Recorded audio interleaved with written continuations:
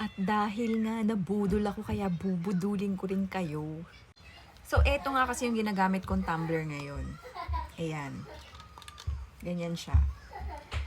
At kapag nagde-drive ako, nahihirapan ako kasi syempre, 'di ba, habang nagde-drive tapos tutungga ka na ganyan. Although kaya ko naman pagsabayin, pero syempre, lagi ako sinasabihan ni Jason na delikado nga.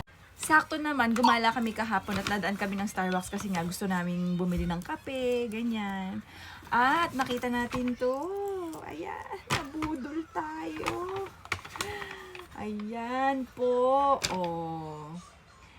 Meron na siya 800 ml. Ito, 800 ml. Pero syempre, pag hanggang dyan, siguro, abot pa yan ng 1 liter. O, yan. Ganyan yung itsura niya. Tapos, ang nagustuhan ko sa kanya, ayan nga. O, diba? Destro na siya. Destro na siya. At sobrang gaan niya.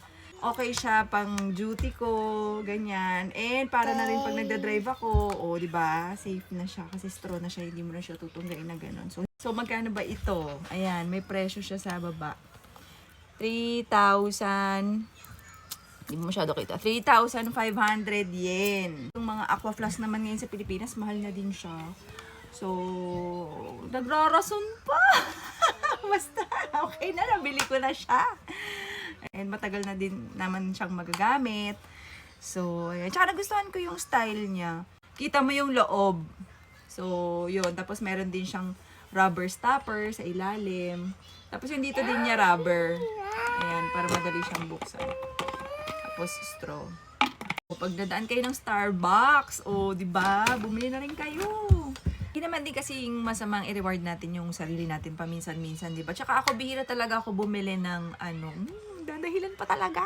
So, galing to ng Pilipinas. Sa kapatid ko nga to eh. Nagbakasyon kami, hiniram namin kasi lalagyan ako ng mainit na tubig ng mga bata. Ganyan, pantimpla ng gatas.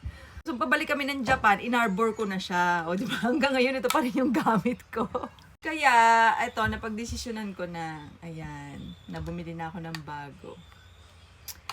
I'm so happy with this.